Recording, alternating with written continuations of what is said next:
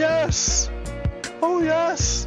Once again, back from the cycle, a brand new season of Redstone Lapis Lazuli.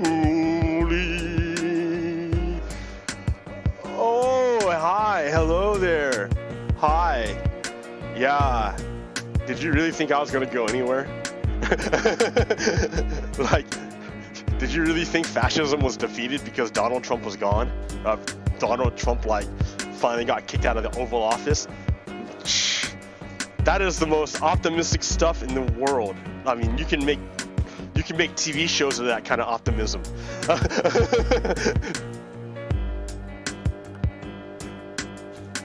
No, definitely not. No. We're still dealing with the insurrection. It's still ongoing. See, that's the thing people don't understand. The insurrection is ongoing. It's not done yet. It's not over yet. Oh, this is kind of cool. It just kicked in. It just reminded me that these are like the monoliths from Neon Evangelion or Evangelicus or whatever, with the talking monoliths. Yeah, look at this. That's what these are. Okay, anyways.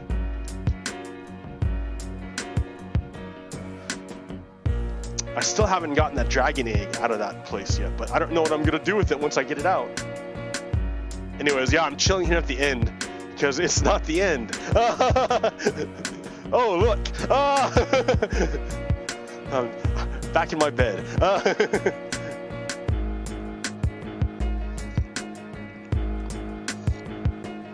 Alright, let me turn this down. This music's way too loud. Sorry, guys. Sorry. I just need the music for the intro.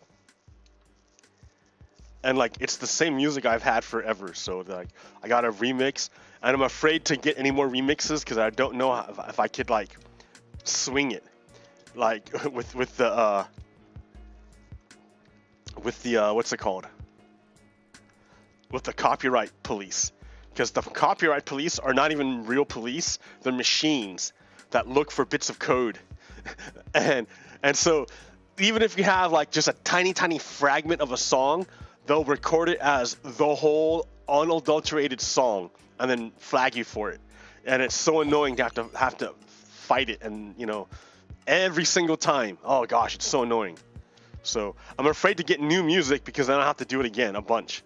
So, like, we'll see what happens. Let's see what happens.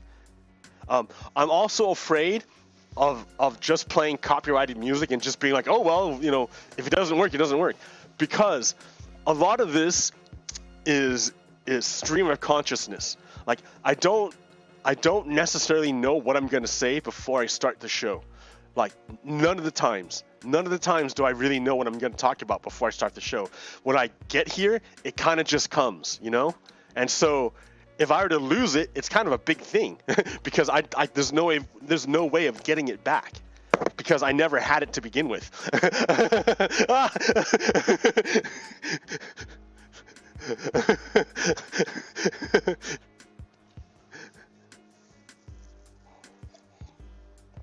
Yeah,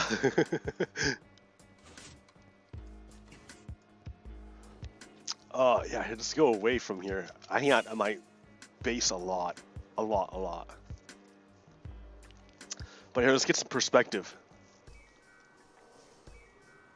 I haven't even touched this island. I wrecked that one and didn't even touch this one.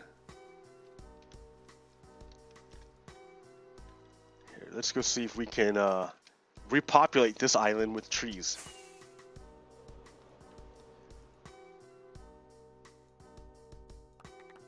That's right, I was getting sand, I remember.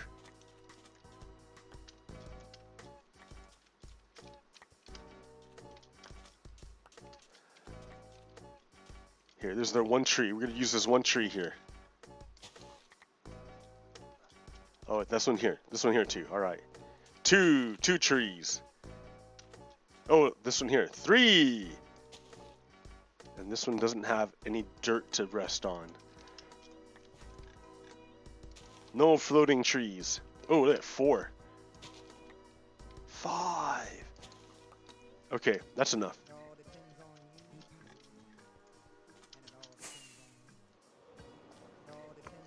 Oh, I don't have enough dirt.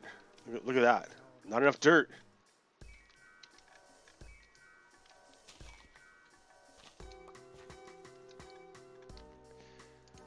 One.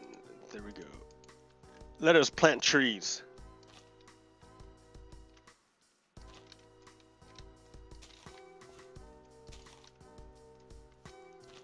All right.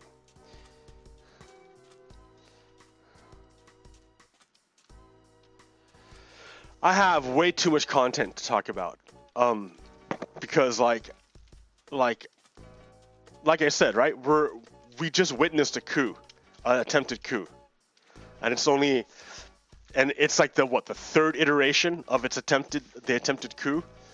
They've attempted it a bunch of times already, and every time is a practice run to try to find another way in. They're trying to basically hack their way into the government, and they've already installed malware in the form of burrowed, loyal politicians throughout the government that the Biden administration is trying to like dig out. But you know, it's like a embedding malware. Man, I had a website back in the day that I paid my friend to make basically, and it got taken over by hackers. And when I looked at it just superficially, it looked fine.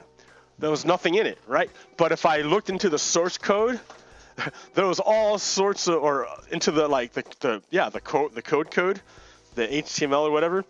There was all sorts of little embedded things inside that went to like Amazon things. I don't know what the deal was. If it was trying to like increase its ratings or whatever. But yeah, they hacked my thing and embedded all sorts of stuff inside my webpage that I couldn't see, but like behind the scenes, it fed like trafficking over to their Amazon page to make money for them, I guess. I don't know. So that's kind of what Trump has done to the U.S. government. He broed in a bunch of bad people to wreck the government, because you have to understand we're under attack. We're at war. You have to look at the Republicans not as a co-governing group, but as an enemy. Like, Republicans are literally the enemy. We're in a Cold War. Like, I mean, they try to stage a coup. Come on.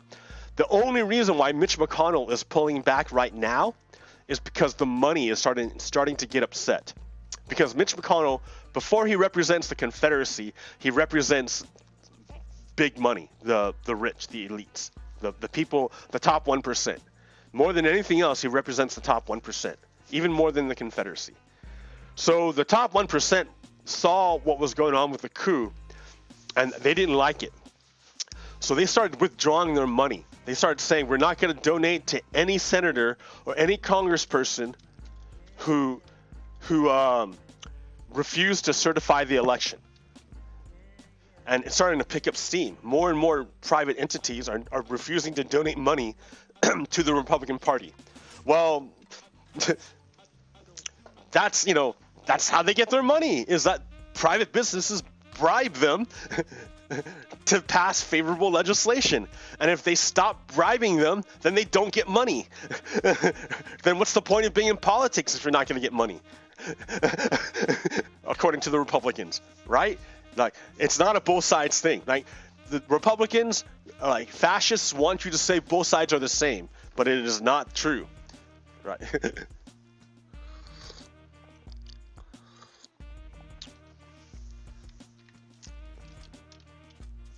So since the big banks and the big businesses are refusing to donate money to Republicans anymore, now Mitch McConnell is saying, okay, guys, now we have to get rid of Donald Trump because he's going to mess with our money.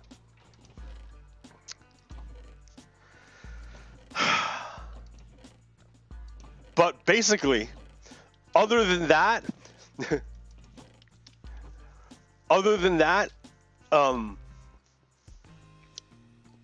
we're still at war. We're in a Cold War with the Republicans. They're the reincarnation of the Confederacy, and they don't know it. Like, the rank and file don't know it, but but it's always been that way. Well, some of the rank and file don't know it. But here, so ever since Donald Trump failed to get the presidency, there's been a crisis in the Trumpists, the group of people who follow Donald Trump. They're not necessarily Nazis, like outright, but they follow Donald Trump, and Donald Trump calls Nazis very fine people. So they're not totally Nazis yet, but it doesn't take much to get them there. So when Donald Trump failed to become president again, they started to question themselves. They're like, oh, what's going on? What's going on? And at this point, actual Nazis moved in to try to radicalize these people who are confused and tried to pull them in closer to being Nazis, to actual Nazis. The problem is that Donald Trump implanted into their brains that the real Nazis were Antifa, right? The anti-fascists were the actual So Donald Trump implanted into his followers' brains that the anti-Nazis were the actual Nazis. So they believed it, right? So the people who follow Donald Trump believe anti-Nazis are actually Nazis. So when Donald Trump refused or didn't win the election, they're all confused. So actual Nazis approach the confused Donald Trumpists and try to talk to them. But Donald Trumpists are confused and they think anti-Nazis are actual Nazis. So it's kind of funny because when real Nazis try to talk to them, it doesn't work. So here, let me show you. Oh no, is it gone? See, I deleted a bunch of stuff and I shouldn't have.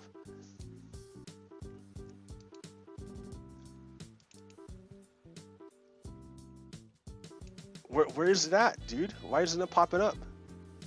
Okay, there we go. Okay. Anti-vax. If there's any consolation in watching Nazis try to batch convert Trumpists in real time on Telegram, it's their palpable frustration at having to endlessly repeat, no, Antifa are not the real Nazis, over and over again at the Trumpists. So then they die the same as Nazis, and then the Nazi says, the Nazis are against everything you're against. It's the same fight. They just see the real enemy behind it all. In other words, Mr. Greentip is a Trumpist. Mr. Greentip is a Trumpist, and he's telling the Antifa, he's saying that the anti-Nazis will die the same as Nazis. But then this guy is an actual Nazi. Joshua Graham, he's an actual Nazi. And the actual Nazis is saying, no, the Nazis are on the same side as the Trumpists. It's the same fight, except that the Nazis see the real enemy behind it all because, they're Nazis. So they always blame the Jews. They always blame the Jews, right? Because they're Nazis. So this actual real Nazi is trying to convert this Trump Nazi, but the Trump Nazi doesn't know he's a Nazi. And he thinks he's against Nazis while being a Nazi. Like, that's how confused Trumpists are. They're so confused that they think they're against the thing that they're with. It's the same thing, right? When they attacked here, I need to put my webcam up here so you can see me. So it's the same thing when they stormed the Capitol. When they stormed the Capitol, they were waving the American flag, and they were singing the American songs. When they beat to death a policeman, when that policeman died, they were singing American songs. When they were trying to overthrow the American government, they were waving the American flag. That's how confused they were. They were waving the flag of the country they were overthrowing. God, Trumpists are so confused.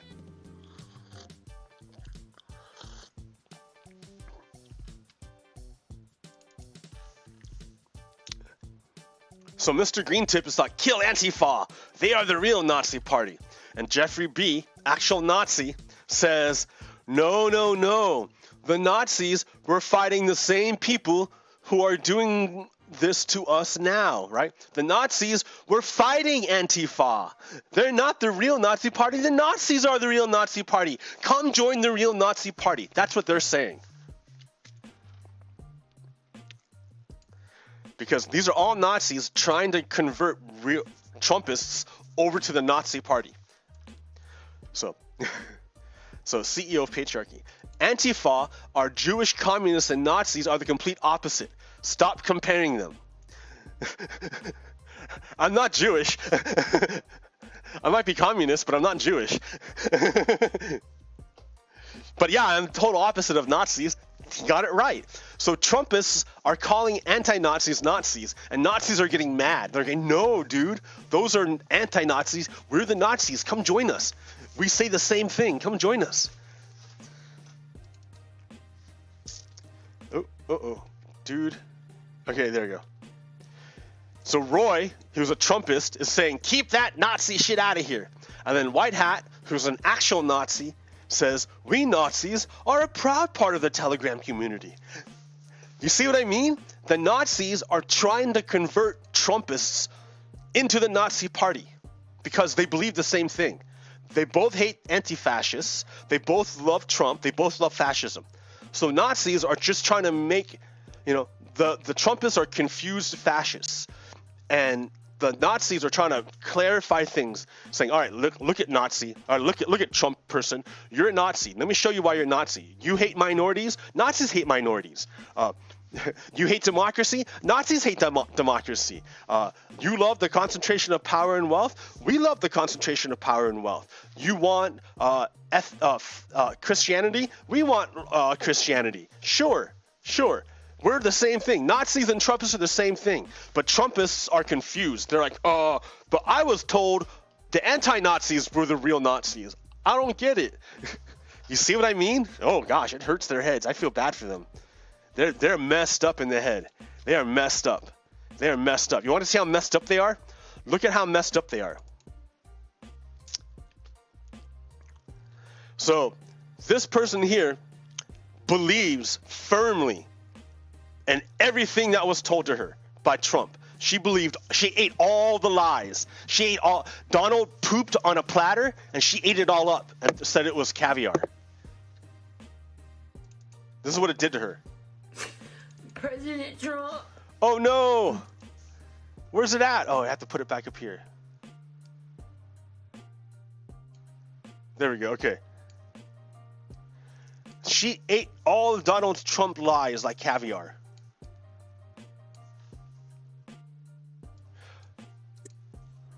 Look at her. President Trump. Look at her pain. Look at her pain.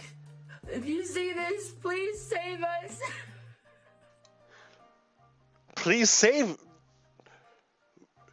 Why is she calling out to President Trump to save her from what? She's in pain. Look at her. Look at the pain she's in. Something's got to be really, really messed up with her.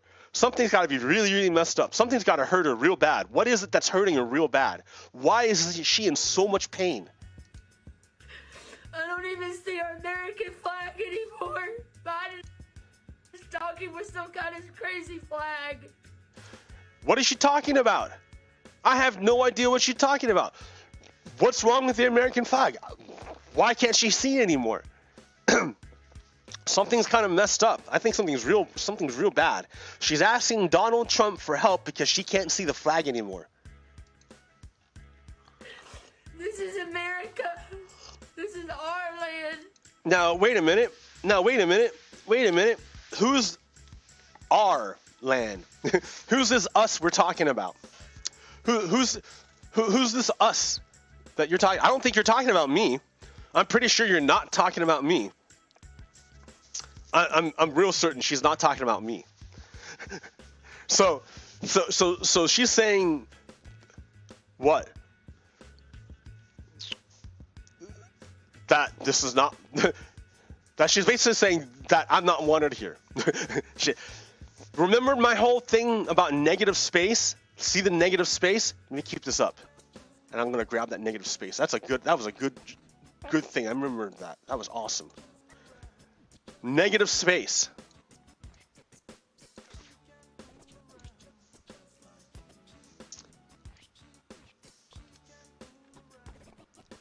Negative space is the space around and between the subjects of an image. Negative space may be most evident when the space around a subject, not the subject itself, forms an interesting or artistically relevant shape. So, for an example, Rubens' vase. So, if you look at it, the thing you want to look at, your eye is drawn to immediately is the subject, right? This is right in the center. It's the thing you're supposed to look at. That's like the wah, like when an illusionist does an illusion, they always have something that draws your eye away from what they're doing. So be like, ha, da da da, look at this, and you won't notice the hand like doing some weird stuff like over here. Right?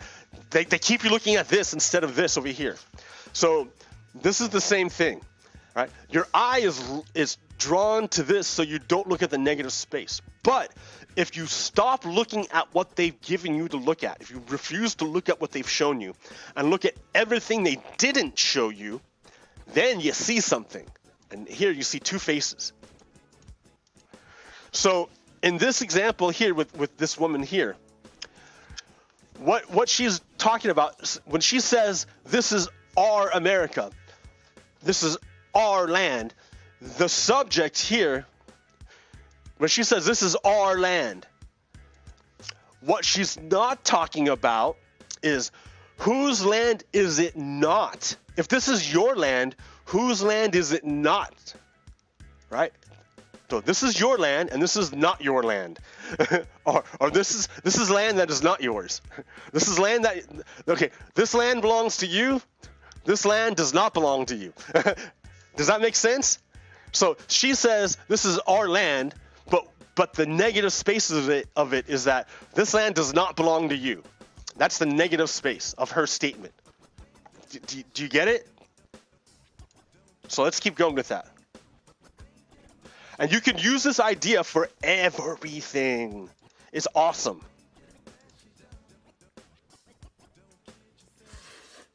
Please, President Trump.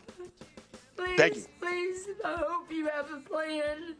You hope he has a plan. He does have a plan. He's trying to stage an insurrection, right? That's the truth. Donald Trump's plan is to overthrow the United States government. That's his plan. I mean, as long as you're down with it, I think she's down with it, right? She's okay with overthrowing the election. God, please. God, which God is she praying to? That's another assumption, right? That's another assumption. Everyone wants to say, oh, when she says God, she must be talking about the same God that we're talking about. No, not necessarily. Not necessarily. Save us from the devil, please. Who's the devil? Who's the devil? Right? So, the God she worships, the deity she worships, she wants this deity that she worships to save her. Was that, did she, so God, she wanted Donald to save her. And she wanted, what was the rest of it? Is there more?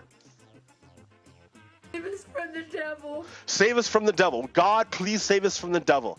Donald Trump, please save us. God, please save us from the devil. Donald Trump, please save us. You see where this is going? You see how she's messed up in the head? You see how what Donald Trump has done to her? Donald Trump has put himself in the position of God. That's what Donald Trump has done. And as you know, the truth is that Donald Trump is not a god, but she believes it. She put her whole heart into this idol. She fully put her beliefs, her love, everything into this idol, right? This idol has become God to her. Donald Trump has become God to her. And God is going to, Donald Trump is going to save her from the devil. Who's the devil? The opponents of Donald Trump. Who are the opponents of Donald Trump? The people who won the democratic election of the United States. So democracy is the enemy of Donald Trump. Democracy is the devil to this woman. Please. have a panic attack. You know, why is that? It's because the person that she follows so much and has taken the place of her god, her idol, is so at odds with the truth of the way things actually are. The way it is so at odds with what her idol tells her that it's causing her incredible psychic pain. Incredible pain. She is tortured. She is tortured. She is being torn apart because the thing she totally believes in is so opposite of what actually is. You know, the truth. What she believes is so different from what is the truth. God is, you know, because truth is, you know, God is truth. Truth is God. So, and then, hey, go with Keats, right? Truth, beauty, beauty, truth, right? So truth is beautiful. The beauty of God is so overwhelming that it's tearing her apart. It's tearing her apart because she can't, what she's saying is not the beauty of God, but her eyes are fixated upon the idol, upon her idol, Trump, begging him, please. This is our country. Our country. Right? The negative space. Whose country is she talking about? White people. This is fascist country, is what she's saying. This is Nazi country. This is Nazi country. Because what she's saying by saying this is our country is she's saying this is not your country. The negative space of saying this is our country is the negatives of saying this is not your country. She's saying this is Nazi country. This is awful. God, please save us. So remember, for her, Donald Trump is God. Donald Trump save us. God save us. Please.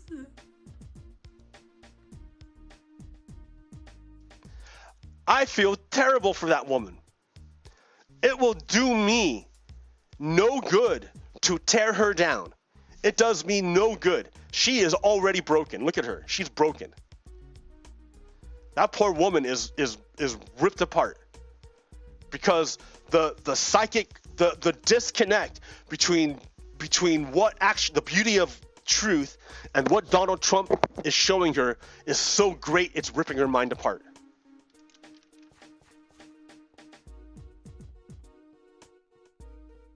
He's doing incredible damage. Every moment Donald Trump exists without suffering repercussions for his insurrection, for his treason, is a day that more Americans get ripped apart.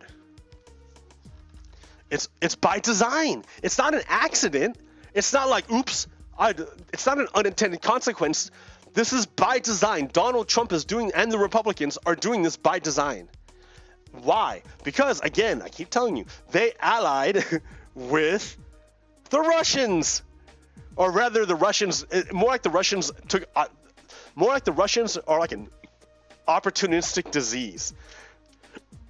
They will take advantage of the fact that the United States is like, one faction of the United States is trying to like take over or overthrow the government. They will just exploit that.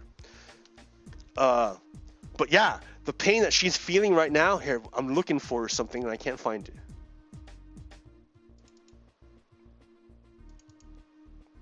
Where's my Yuri, dude? I have to play this clip every day, right? Because this helps, because like, it doesn't seem to sink in for people. It doesn't sink in. I can play it and it doesn't sink in. It doesn't work. I'll keep doing it. It's not going to matter. I don't think they're going to hear it, but I'll try anyways. Well, you spoke several times before about ideological subversion. That is a phrase that I'm afraid some Americans don't fully understand. There's nothing to do with espionage. Only about 15% of time, money, and manpower is spent on espionage as such. Do you hear that? The vast majority of the Russian attack on the United States is not spent on spies infiltrating. They don't, you know, that's hard. That's hard work. To get a Russian person, train them to act like an American, get them to move them into the United States, and then keep them thinking like a Russian, even when they live in the United States. That's hard to do. It's hard to like, you risk your agent switching sides and going like, yo, these Americans are pretty freaking cool, dude. I want to stay over here. Forget you guys. I'm going to stay over here. It happens. It happens. It's real hard for Russians to train Russians, spend all the time and energy to get them to sound and look exactly like an American and talk like an American, send them over there, and then have them just absorb into the American society because they're like, oh, this place is awesome. So they don't do that. It's too hard. They lose too many agents that way. Instead, they do something else. The other 85% is a slow process, which we call either ideological subversion or active measures, активные мероприятия in the language of the KGB. So 85% of Russian activity in the 1980s was spent not on spies and espionage and computer equipment and listening in, but on just generating BS. That's all they do is generate BS, and they broadcast it over into America to confuse Americans. That's all they do. That's all. Literally, that's all it is. It's shit posting on a national. It's nation state level shit posting. That's all it did. And what happened was, once we developed the nervous system in the form of the internet, shit posting became really, really effective. Or psychological warfare. What is psychological warfare is to change the perception of reality of every American to such an extent that despite of the abundance of information, no one is able to come to sensible conclusions in the interests of defending themselves, their families, their community, and their country. All right, so let me give you an example of that. What he's talking about is you confuse people so much that they're unable to come to a consensus as to what is reality, what is real. And if you can't come to a consensus as to what is real, then you can't act as a group. Because if I'm saying one thing and you're saying another thing, and we're going in opposite directions, we can't coordinate our activities. If we can't coordinate our activities, our power is greatly diluted. It's greatly diminished. If we can't unify into a group and have group movement, we have no power. If everyone's running off in their separate directions, we're easily corralled like sheep. We're corralled by a wolf and sent into a pen. It's super easy. When you're a bunch of sheep, it's easy to round you up with a wolf and put you in a pen. Super easy. So the goal of Russians is to confuse Americans so much that they're unable to defend themselves. So we just had an insurrection. They got within feet of killing the Speaker of the House and the Vice President. You know, and overthrowing the democratic election that we just had. We got within feet of that, of happening. And that really messed me up. I don't know how to describe it to you. It really, really messed me up. I got super anxiety after that happened. But let me finish this one. You cannot change their mind, even if you expose them to authentic information, even if you prove that white is white and black is black, you still cannot change the basic perception and the logic of behavior. All right, so what he's saying is that I can make videos explaining everything, showing the newspaper clippings, showing the videos, showing the contradictions. I can create this big story. I can do all the backstory. I can show everything clearly. I can spend 4 years doing this. And at the end of 4 years, a person who is brainwashed will not see anything. They will nothing. You can give them all the good information you want, but they will never take it because they're brainwashed. They're gone. Their brain is gone. You can't talk to them anymore. They're gone. They're gone.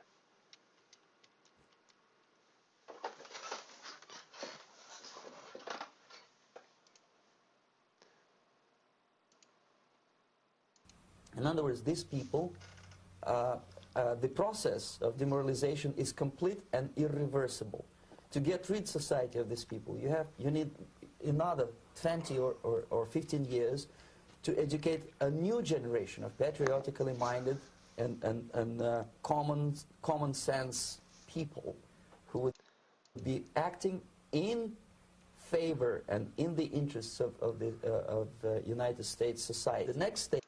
So what he's saying is that once people are brainwashed, you can't get them back.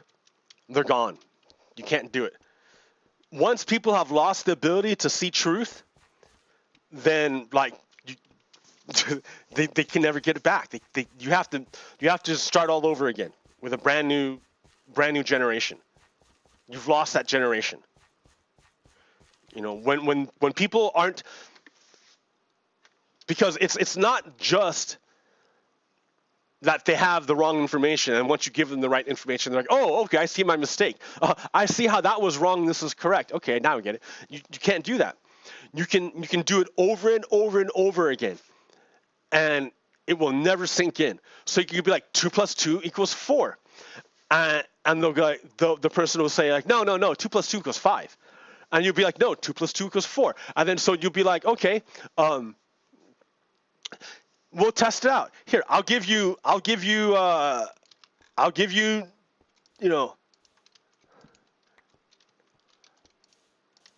here, I'll have two sand blocks, and you have 2 sand blocks, right? Watch, I'm gonna give you 2 sand blocks, right? Oh, look at now. How many sand blocks do you have? And the person will say like, I have 5, but you took 1. I'm like, okay.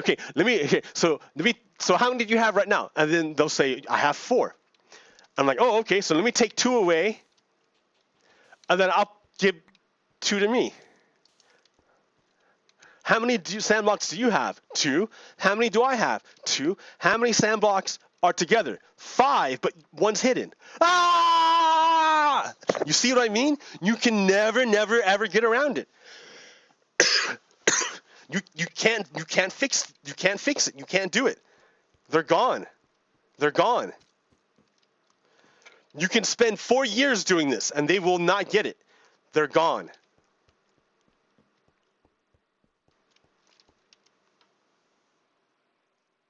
Is destabilization.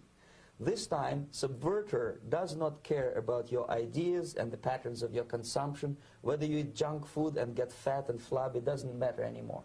This time, and it takes only from 2 to 5 years to destabilize a nation. What matters is essentials: economy, foreign relations, defense systems. All right, so Donald Trump had 4 years. He said 2 to 5 years. Donald Trump had 4 years to mess up our foreign relations, our defense systems, and our economy. He has done all those things. Donald Trump had 4 years to do all of that, and he barely got rid of him out of power. We barely took him out of power, and he's still fighting, right? His Nazi party is still fighting. The Republicans are still fighting to overthrow the government. So we're like, it's not over. It's not even over, not by far. So, but this part's already done, right? All this part's done. You have the mass of people who are brainwashed. They cannot look at truth anymore, right? They're blind. They can't see truth anymore. I mean, not blind, not like blind like, oh, here's a thing, but blind in the sense that they're unable to see God anymore. They can't see truth. And then you have people and then you have your 2 to 4 years of destabilizing the government or the country through economics, through defense systems, and through trashing of foreign relations. Okay, that's accomplished. So you got your brainwashed masses, you have your destabilized country. Okay. The next stage, of course, is crisis. It may take only up to 6 weeks to bring a country to the verge of crisis. You can see it in Central America now. And after crisis, with a violent change of power, structure, and economy, you have so-called the period of normalization. Okay, so the crisis, there's been multiple crises. We have the ongoing crises of coronavirus. We have the ongoing crisis of legitimization. We had the Republicans continually trying to delegitimize the government. So crisis, and we have we just had a armed insurrection try to overthrow the government. So there's multiple crises going on at once. So we're in a real delicate stage, and it's still going on because I don't believe the Democrats are. I think enough Democrats see themselves in the Nazis that it's not going to make a difference. That they're not going to want to. They're going to hold back, right? They're like, oh, I see myself reflected in the Nazis. I'm going to stay my hand. So, I think that's where we're at. There's enough, yeah. But here, let me finish this. All right. So here, let me give you an example of someone who is demoralized, who is brainwashed, who can no longer see anything. Where'd it go? Where did I put it?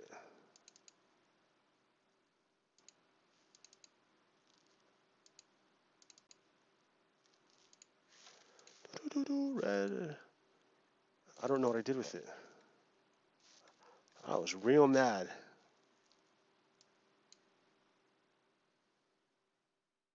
And it worked so well. It was like the perfect example. Oh, noes. Oh, there it is. Okay. Before I go there, let me look at false equivalence. Meme warfare. Who was that? I've got so many meme warfare memes, like it's dumb. I can't keep track of all of it. I crossed out your face and everything. I was so mad at you. Where'd it go? Dude, it's probably on another folder. I've got too many folders. Oh, there it is. All right, so Kevin McCarthy uses false equivalence. What is false equivalence? Oh, man, where did I do with it?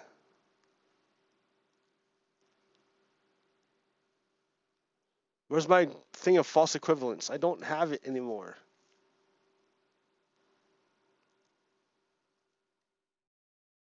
All right, so anyways, frick. Someone who's brainwashed is unable to see differences, right? Someone who's brainwashed is unable to see differences. So this is like a meme, right, from The Office. Corporate needs you to find the differences between these two pictures. And the meme is that they're the same picture. That's the funny thing. Wah, wah, wah, right? So we have tax plans. The Dem tax plan taxes the rich really high, like, super high. And that's not even the Dem. That's probably Bernie Sanders' tax plan. Like this is actually the taxes in 1950s under Eisenhower, where the top 1% paid the most taxes. And this is the Republican tax plan under Donald Trump. And under the Republican tax plan, billionaires pay the lowest taxes than anyone else. So find the difference between these two pictures. What's the difference between the Democratic tax plan and the Republican tax plan? And someone like a baby boomer like my mom, like someone who's been brainwashed, would say they're the same picture. She does not see any difference between taxing the rich at 90% and taxing the rich at 5%. There's no difference to her. She can't see a difference. Okay, and then you go, oh, that's the wrong one.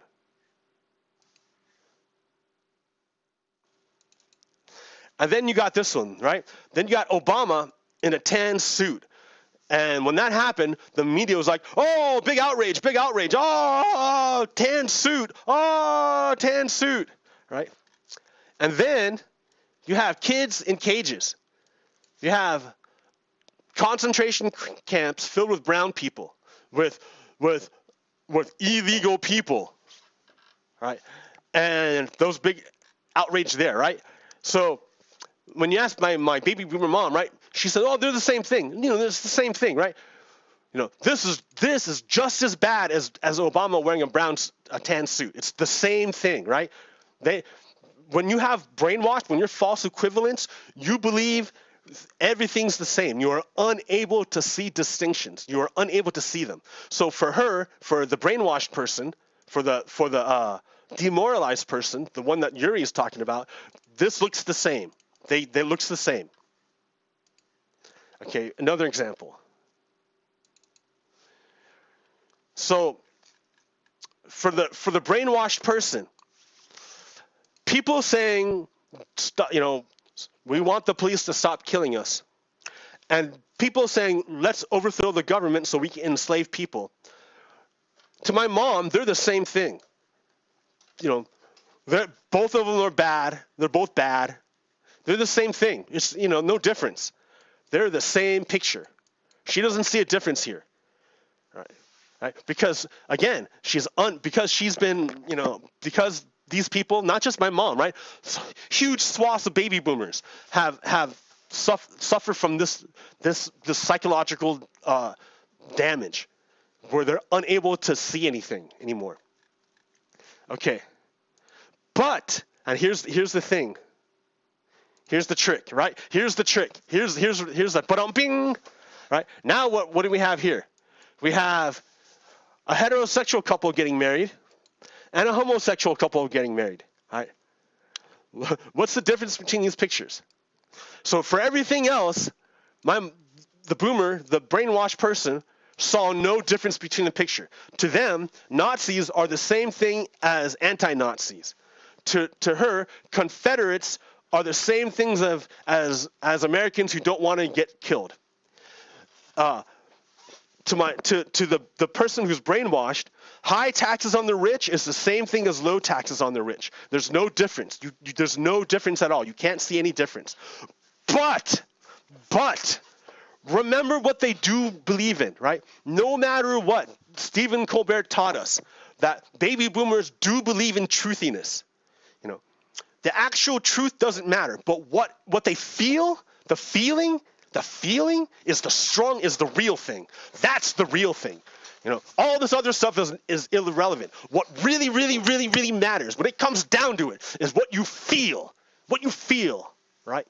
So when my mom, who's a baby boomer, right, huge swaths of older people are trained like this. When they see this, my mom feels disgust. And that's a tangible thing that she can feel. Everything else, she doesn't feel anything, right? She looks at Confederates and she looks at black people trying not to die, and she doesn't feel any difference. She looks at brown kids in cages, and she looks at Obama's brown suit. She doesn't really feel any difference, right? But when she sees a gay couple getting married, she feels disgust. Just a very strong feeling. So all of a sudden, whereas everything else was like imperceptible, she couldn't see. Now she has a strong feeling she can attach to. And so if she feels it, it must be real. Therefore, gay marriage is wrong because she can feel it. She feels it. Now here's the thing, right? This person here follows, they'll say I'm a Christian, but they don't, it's not real, right? What they follow is the white idol. It's the white idol religion. Because you can look in the Bible, and Jesus never talks about gay marriage. Jesus never talks about homosexuality. He never talked about that stuff. Never talked about abortion. So you can't really say, oh, I'm a Christian, I follow Jesus, because you're not. But this white idol over here, if you listen to the white idol, what does the white idol say? The white idol says homosexuality is wrong. The place of a woman is in the kitchen, barefoot, pregnant. Oh, that's what the white idol says. Oh, women should be subservient to men. Oh, that's what the white idol says. So a lot of people follow the white idol, and they think they're following Jesus, but they're not. They're making up their own thing, right? They're over there. Jesus is over here, and they're over there. Because a lot of them are following Donald Trump. That's why. So here's what happens when you get brainwashed. You're unable to see things, but what you do feel, you feel is the truth. So if anyone can manipulate your emotions, they can manipulate your reality. It's super easy to manipulate your reality. right? If the only thing that's real is what's true, then all you have to do is make a person mad, and you can make them do something because they believe that's the truth. What do we do with these people? Yuri says they're hopeless. That's what Yuri says.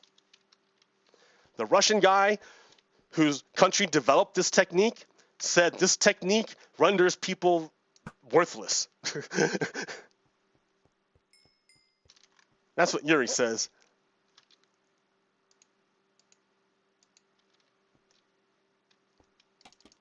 And Yuri would know. He worked with the government that made the program to get exactly that outcome. To make people worthless. That's exactly what Russia wants.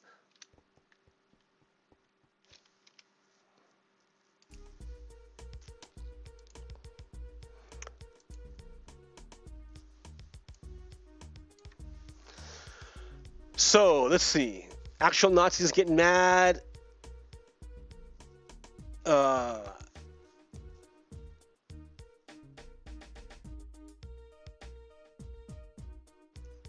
Let's see what else we got.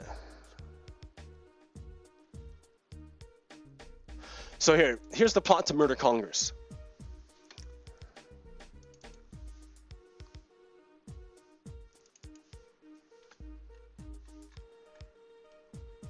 So this thread by Seth Abramson was talking about a Washington Post story.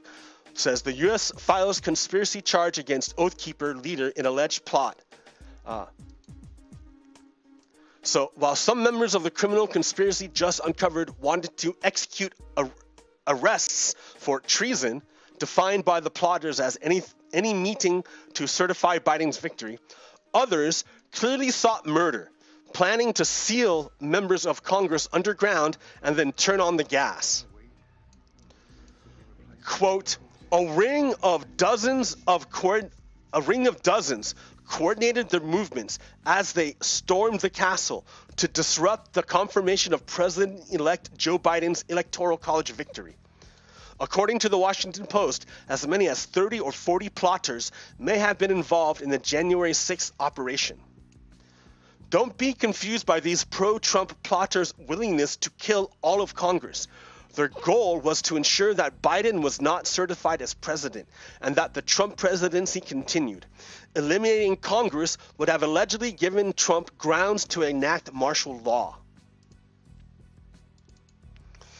So, David and Perry. During the Capitol riot, Caldwell received Facebook messages from unspecified senders updating him of the location of lawmakers. Right? So they were looking to find lawmakers, and somebody was feeding them information to find the lawmakers in the building. Where are they at? They're over here in this area. Okay, let's go over there. Did I find them? Where are they at? No. So here, some messages included. Tom, all legislators are down in the tunnels 3 floors down, and go through back house chamber doors facing north, left, down hallway, down steps. Another message. All members are in the tunnels under the Capitol. Seal them in. Turn on gas. So, for real? Where'd you come from?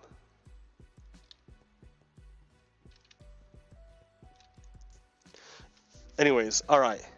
So yeah, they were. The New York Times last night revealed an election fraud conspiracy between former President Trump and one of the highest-ranking members of DOJ. Part of the scheme was to oust the acting attorney general and install the conspirator in his place. So what it was is that Trump wanted to get rid of the attorney general, put an acting lackey who would then decertify Georgia's election results, and so that Trump could take power. He was doing all sorts of threads to try to, all sorts of different ways of trying to steal power. You know who is more dangerous than the people trying to kill you?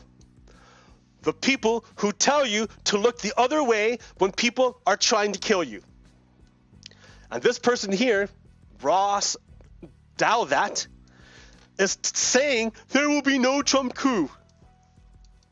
So this guy is telling you to look the other way as people are trying to kill you. He's like, oh, look, Congress is going to get murdered, but don't look. So what this is gaslighting. Gaslighting is an insidious form of mental abuse in which information is twisted or spun, selectively omitted to favor the abuser, or false information is presented with the intent of making victims doubt their own memory, perception, and sanity. So it's mental abuse. What this person is doing is mental abuse. Or, well, no, because he predicted it, but yeah. Yeah, it's bad. What that woman was crying about was her mental abuse. She has been severely mentally abused by Donald Trump and the Republicans, the fascists. She's been messed up in the head by the fascists, and it's tearing her apart. So this is what I was getting to, right? False equivalency is a logical fallacy in which an equivalence is drawn between two subjects based on flawed or false reasoning. This fallacy is categorized as a fallacy of inconsistency, comparing apples to oranges. So the trick that fascists Nazis like to do is they like to use false equivalence to say that they're no different, that what they're doing is the same thing that you would do if the situation was reversed. Therefore, we're the same and you can't blame me. That's what they're trying to do. That's what Nazis would do. Nazis say, if you were in a Nazi shoes and I was in the Jew shoes, you would do the same thing to me. And when they say that, they wash their hands of their sin, right? Because if everyone's just like the Nazi, then nothing matters, right? But that's not true. That's false. That's false. They're not the same. I am not like a Nazi. I am the opposite of a Nazi. Americans are opposite of Nazis. So you have to keep that distinction there because gaslighters want to break down that distinction. They want you to think that there's no such thing as truth. So Kevin McCarthy here is trying to use this false equivalency to dilute the responsibility. He's trying to say that everybody, the whole country, is responsible for the attempted coup. He's trying to say Democrats are just as responsible as Republicans for Republicans trying to overthrow the government. Right? That's not true. He's totally lying. But if you buy it, if you buy what he's selling, if you believe him, then you believe that, well, it's not that bad. If everyone's at fault, then no one, you can't really blame anyone, and you can't really do anything because it's the whole country. No, see, that's a lie. He's a liar. He's lying. That's false equivalence. So the FBI, yeah, this is all.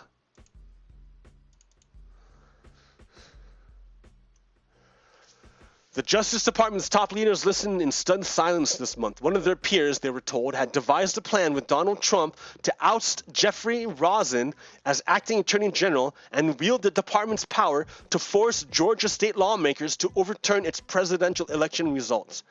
So he's trying all the time.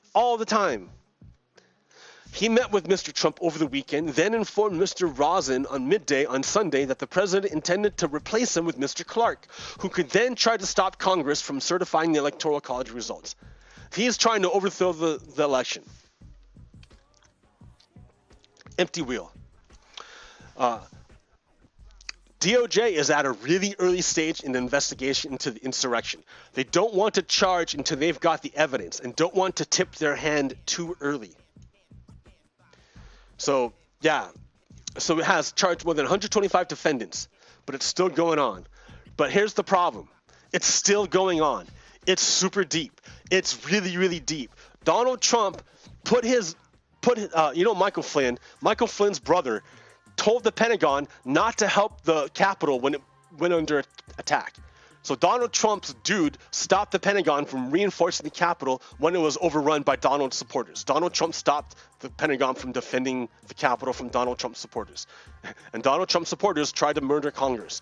And people who say Donald Trump supporters didn't try to murder Congress are Nazis who are brainwashing you or trying to gaslight you, trying to do mental harm to you.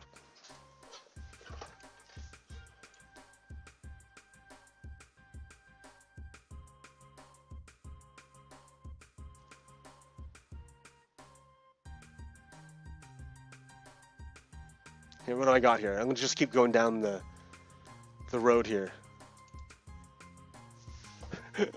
Stop immigration so we can take care of our own. And then, so yeah, our own. I'm starving, and he's all, fuck off. Ah, ha, ha, ha, ha. All right, that's the perfect example. Perfect example. Perfect example of Republicans. They don't.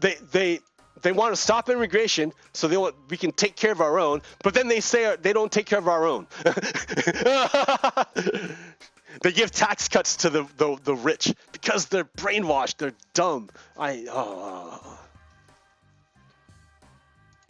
Look what Biden wants to do. Senior Dems drafting plan to directly send $3,000 per kid to millions. Efforts look more like direct checks, aiming for direct monthly deposits of $300 than a traditional tax credit. So that's good, right? Direct cash is better than, I'll get a tax cut at the end of the year. One lump sum at the end of the year. That's hard. But this is good.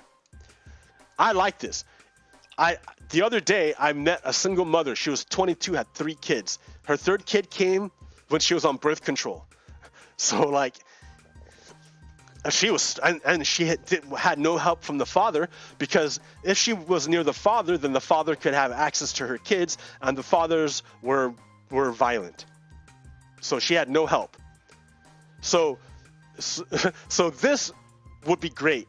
I like this idea. If you have kids, hell yeah, you need help. I don't need the $300 a month, but I'm sure that mom needed it, and I'm not going to be upset about it. I'm sure some Republicans will, right? Because they don't want to help anyone out. But I think that's a good idea. That's a start. That's a good start. That's a nub to start growing things on. And then you got shit like this, right? Dave Chappelle, who was in Austin for a multi-night residency, has tested positive for coronavirus. Earlier this week, he was photographed hanging backstage with Joe Rogan, Elon Musk, and Grimes. Well, Joe Rogan's a Nazi, and Elon Musk is a Nazi. You hang out with Nazis, dude. What do you think is going to happen? Don't hang out with Nazis. Joe Rogan's totally a Nazi. He corrupted my cousin. Yeah, you know that huge section that I just did about people being brainwashed and unable to see truth anymore, so they turn into Nazis? Joe Rogan is instrumental in that. Joe Rogan is one of those guys who fed my cousin lies, and now my cousin is a zombie, is a Nazi zombie. Thanks, Joe Rogan. And now you infected Dave Chappelle with COVID. Great, because you guys are anti-maskers, because you guys are Nazis. Elon Musk, Nazi. Elon Musk is the richest man in the world. He shouldn't exist. I mean, not that he shouldn't exist, but we should tax him so he has only $1 billion. And all the money we taxed should be given as direct payments to the absolute poorest people in the country. Because eventually it's going to get back to him. Fucking Nazis. Death Star PR. Forget finding out he gave Order 66. We want to know, how is it that Princess Leia claims to be a champion of the people, but wears $1 million necklace to an awards ceremony and hands out gold medals to her friends? The people need answers. It's poking fun at the Republicans because they're trying to do a false equivalency of saying Joe Biden wearing an expensive watch is the same thing as Donald Trump committing treason and sedition and overthrowing the government. Ha ha ha. Stupid Nazis. Republicans are Nazis. Well, Trump's suspension expired today. And what did Facebook do? They kicked it to their oversight board. You watch. Unless they are heavily pressured, Trump will be back on Facebook and using it to saturate landscape with lies, undermine public health response, and stoke violence. Right? Because that's what Donald Trump is. He's a Nazi. There's a reason why I say, I made 4 or 5 videos about why we need to try Donald Trump for treason, and if he's guilty, we need to apply the lawful penalty of death. It's because he'll keep doing stuff like this. And unless you do that to him and you definitively end Donald Trump, the cancer will spread. He is the mothership. Donald Trump is the mothership. And if you can break the mothership, you will break Q for the moment.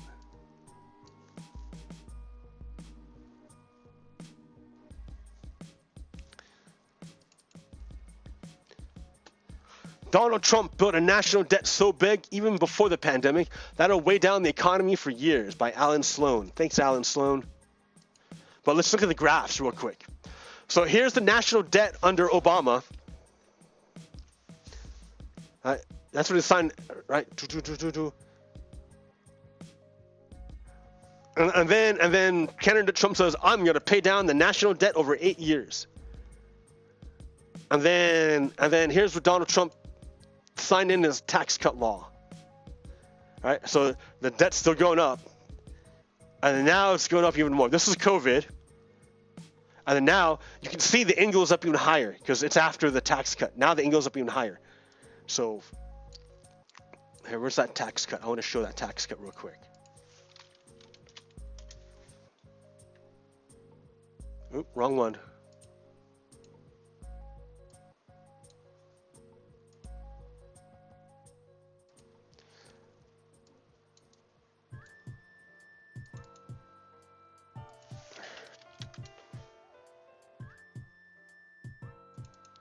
Here's Donald Trump's tax plan.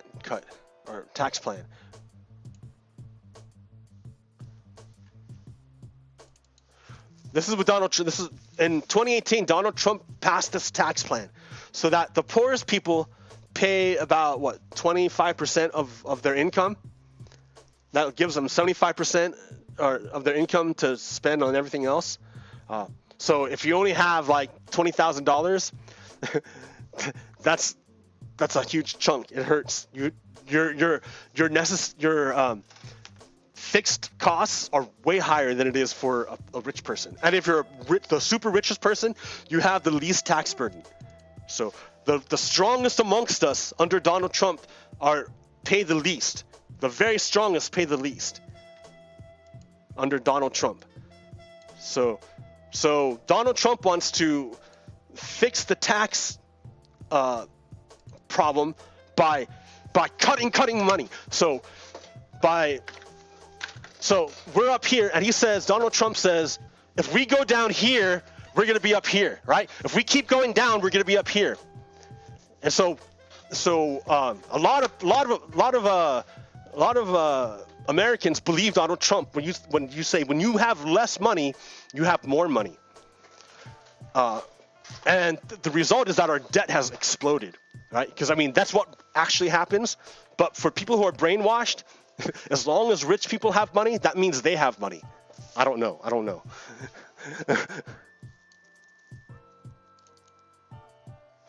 So with Donald's tax cut, with that, by cutting taxes, Donald, he's going to explode our deficit. He gave a huge tax cut to the rich, and it's going to so Donald Trump says by making our debt really high, our debt's going to go down. Right? He says by going up, we're going to go down. That's the Republican idea of the way things work. By going more in debt, you go less in debt. So what that means is that since we've been doing that plan, government has spent less money investing in the people and more money just paying the stuff they have to pay. And it's not that they increase the stuff they have to pay, it's that they just stopped having money to invest. So Donald Trump is saying by reducing our investment, this is Donald Trump Republican logic. Republicans say that by reducing our investment in the government and by increasing our debt, we're going to decrease our debt. By giving rich people lots of money, we all become rich, is Republican logic. Right? By giving rich people money, you're giving money, poor people will get money. You give money to rich people, and then the poor people will get money. So we're still waiting to see that work out, right? It's been about like 30, 40, 50 years. And any minute now,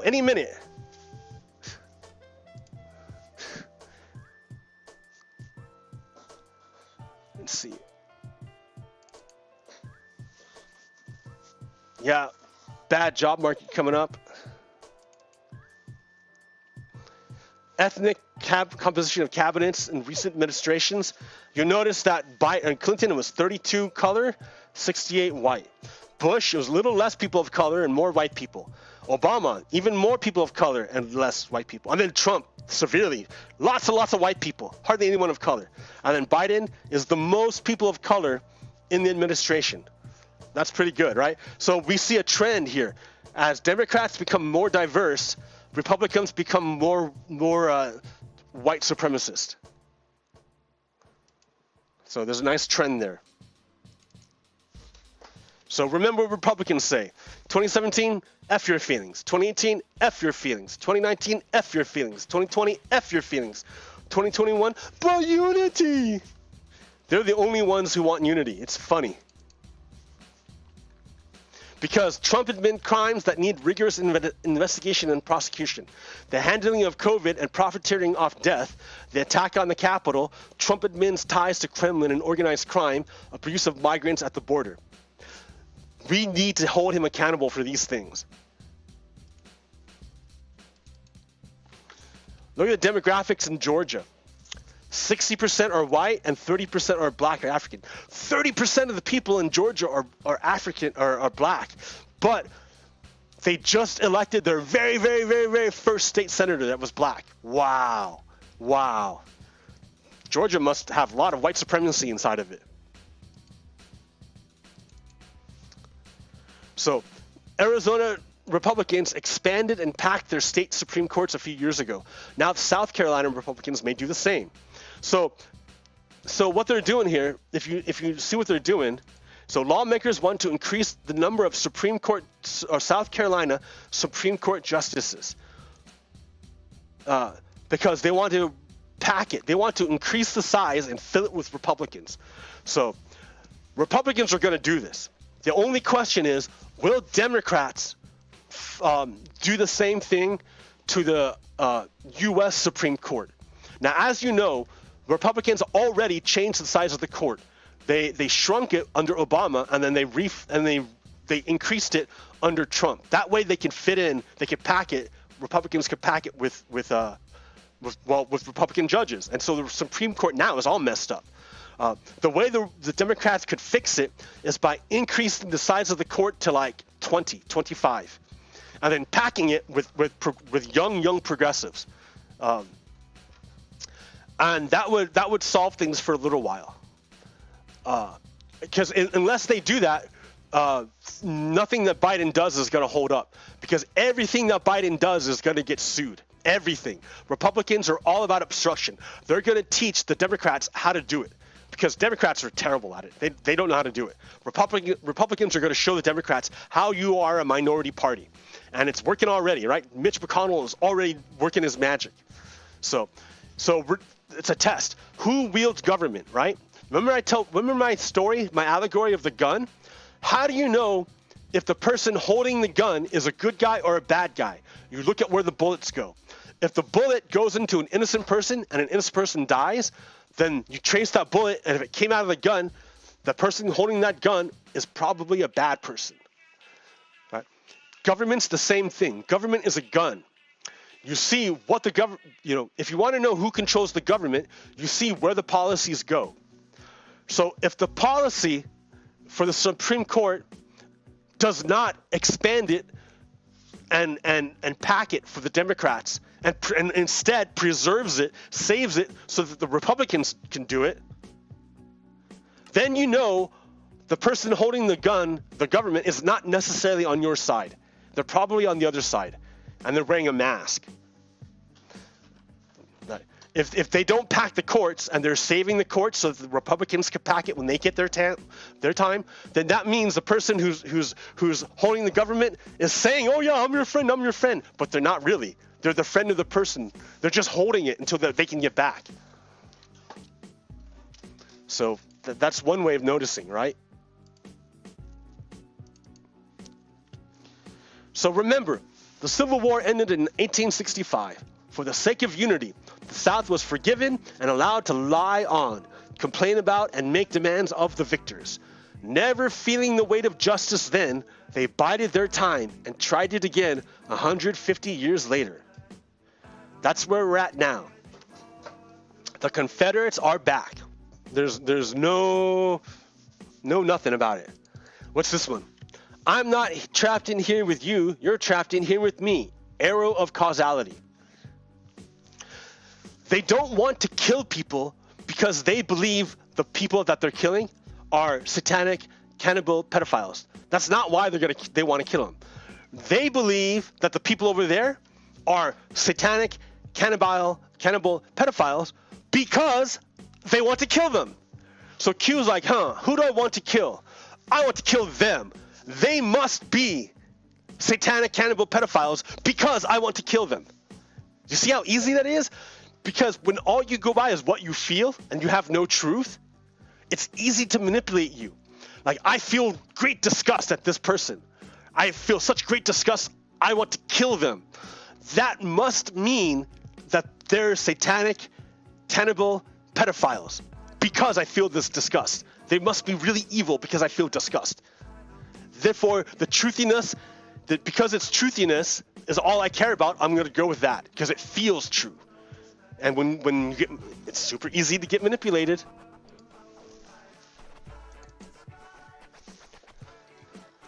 Rioters admitting to the FBI that they didn't vote in November, while also admitting to attacking the Capitol to overthrow other votes.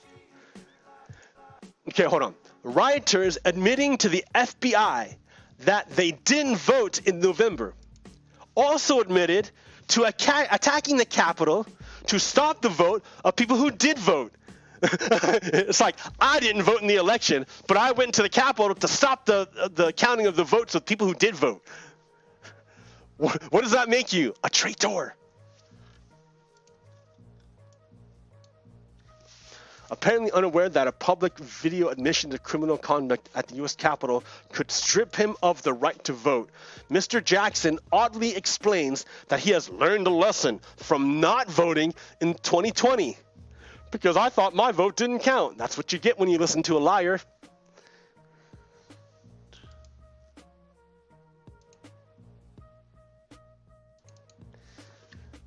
Mark Rubio is a white supremacist.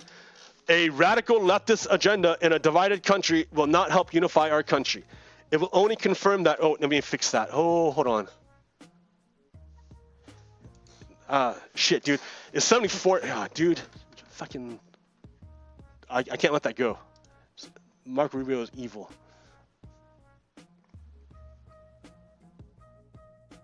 Paint.net. Do I have that on here?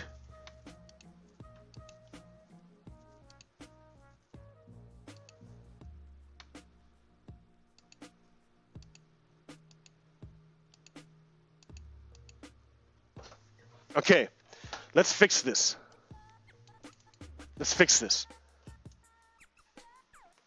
Okay,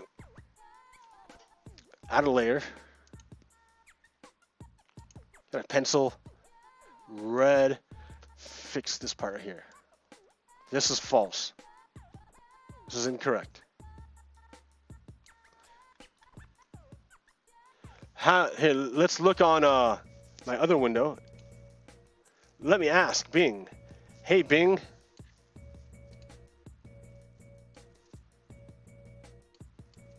Oh no, oh no, oh no.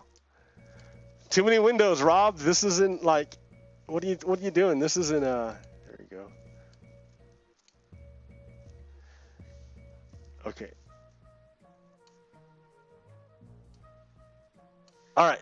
So, how many votes did Donald Trump win in 2020? Donald Trump win. He got 74 million votes. So let's trade that. You see that? 74 million votes. He got 74 million votes. Get rid of that. So let me go back here and fix his 74. A little bigger. I'm gonna bold it.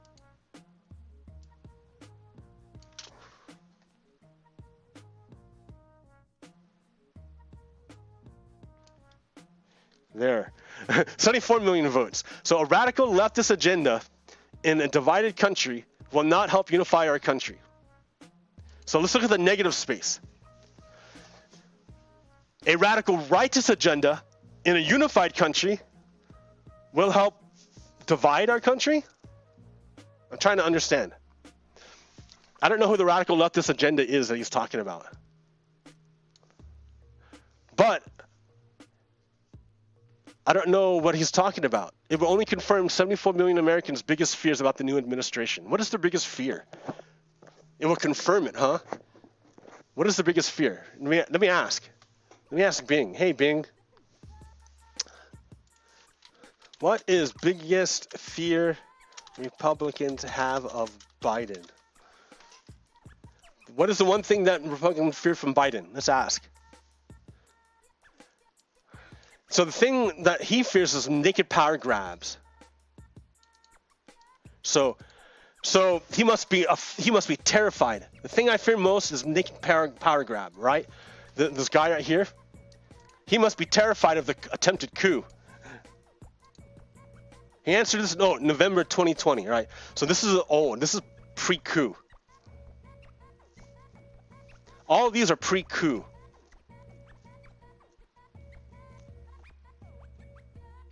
So this guy feared a naked power grab, but now I wonder if he's Republican now, because that's what the Republicans did. Let's see, if the Democrats win control of the Senate, they did. They could do some radical things. They haven't. Republican response will be war. Yeah, they did. So this guy is afraid that Republicans will stage a coup. He was right. The Republicans did stage a coup.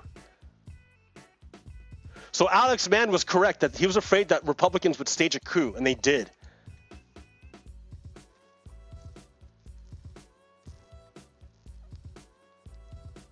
Yeah, so Alex is afraid Republicans would stage a coup, and the Republicans did. All right. So the thing that I guess, so I don't get it. So Marco Rubio wants Democrats to stage a coup to confirm it? How can Democrats stage a coup of a government they control? I don't understand that. I don't get it, dude. See, it doesn't make sense to try to understand Republicans because they're brainwashed. You cannot make sense of them. They're brainwashed. So Republican Nazi Matt Gaetz says President Trump is still the leader of the Republican Party. So if you want to know why Americans don't want to unify with Nazis, it's because the leader of the Nazi Party is still the leader of the Nazi Party.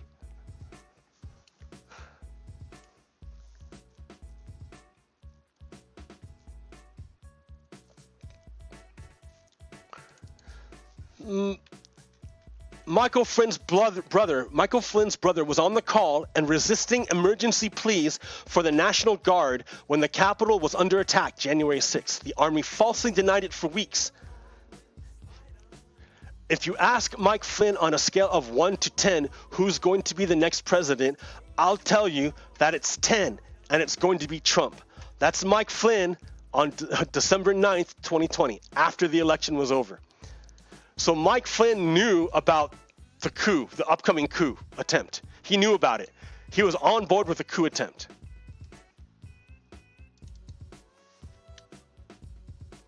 He was on the coup. Now they're fighting in Russia, right? They're trying to fight back against Putin in Russia. They know Russians know what's going on, and they're trying to fight back in Russia.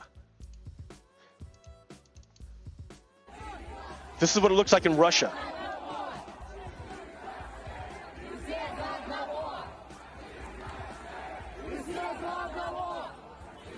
So yeah, all right, go Russians, overthrow that Putin.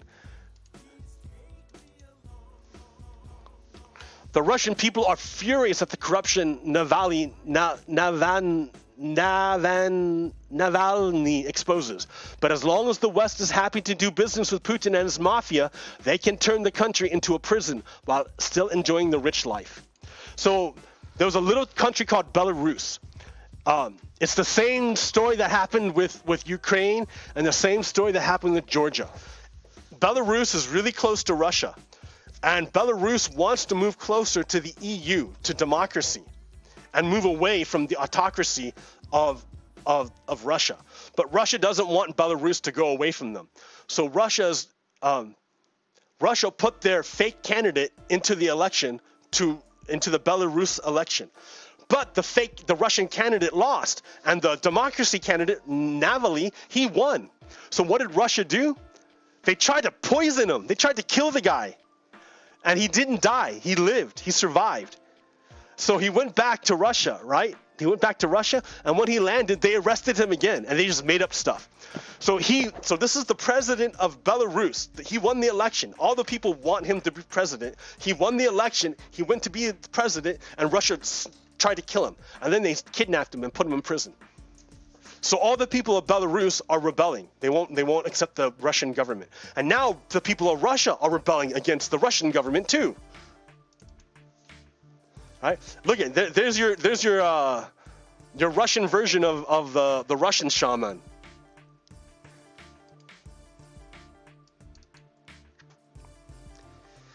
So pro-Navalny protests have kicked off in the Far East and now in Siberia, where hundreds and thousands are coming out. Their size could influence whether he's released from jail. Pics and vids coming out from Vladivostok, Irkutsk, all on, yeah, okay, where it's minus 50 degrees Celsius. Look at that, look at that.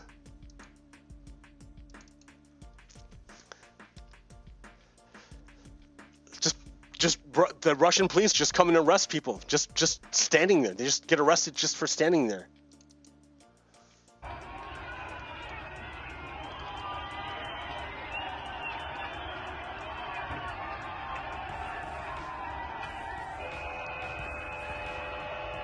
Go Russians! Go Russians!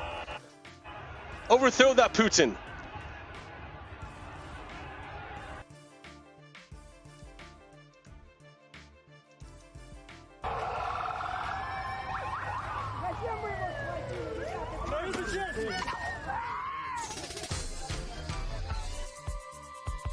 Again.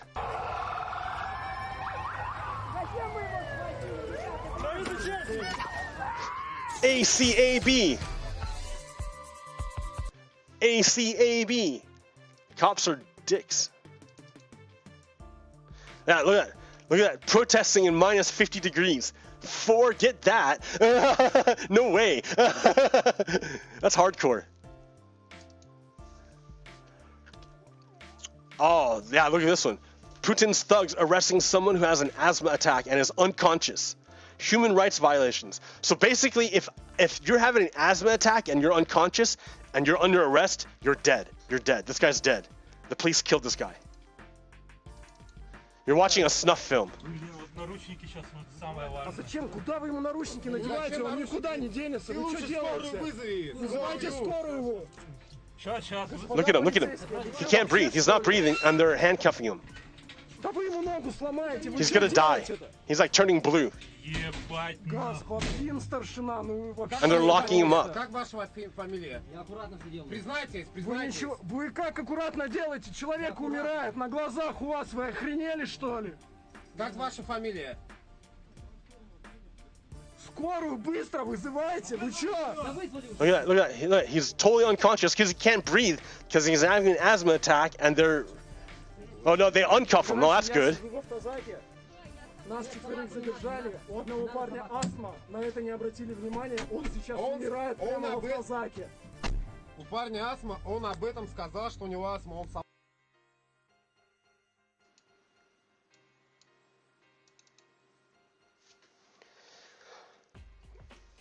as Putin's dictatorship announces they'll imprison Navalny for years for the crime of failing to die when they tried to assassinate him, he posts to make clear that he's not intending to kill himself in jail, walks carefully, and has no heart troubles.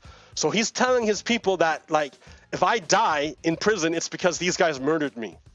So what did the Biden administration do? Biden sent a letter saying, yo, you are messing up. This is more than Donald Trump ever did, right? Donald Trump was totally under the thumb of Putin. Donald Trump would never say anything bad about Putin or Russia. Never, never. But Biden is finally sticking up for America now. Right? And says the United States strongly condemns the use of harsh tactics against protesters and journalists this weekend in cities throughout Russia. And like he condemns it. But what's funny is that he condemns the use of chemical weapons on its soil. Yo, dude, we just had an entire summer of police using chemical weapons against protesters in the United States. Remember the whole Black Lives Matter thing? So that's the problem. The credibility of the United States, it's been tarnished because look at the way the United States acts. What's this one? Police getting pelted.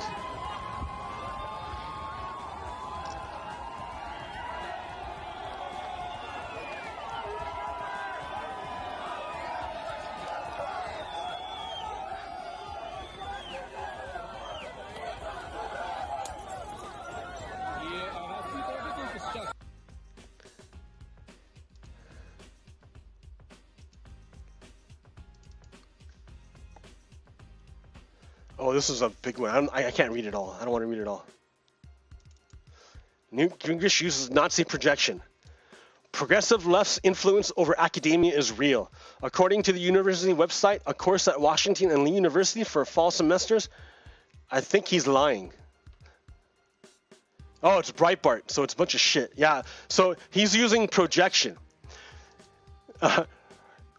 His party tried to overthrow the government.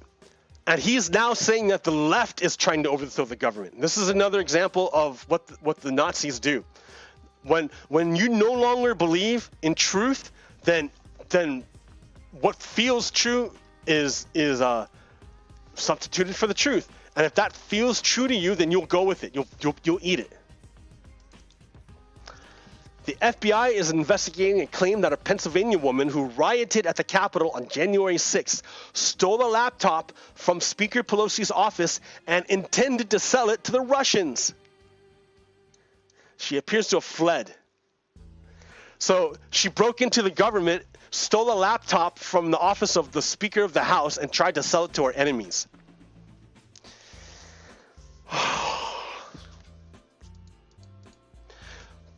You have to look at the Overton window. What Republicans want to do is paint it like this. Not even like this. They want you to believe that like this is the way it is. That you can blame both sides for the same thing. But it's not really that way. The way it really is that Biden is on the right. Bernie is more toward the center. When you put all the democracies together, not just America, but all the democracies, America is on the far right. America is a far right nation, authoritarian nation on the far right. So when you compare the United States versus all the democracies and you put in the politicians, Donald Trump is a Nazi. Mitch McConnell is a Nazi. Stephen Miller is a Nazi. The neoliberals are still on the right. They're not in the left wing. They're still on the right. Neoliberalism is a right wing ideology. Right? Neoliberalism is okay. Hold on.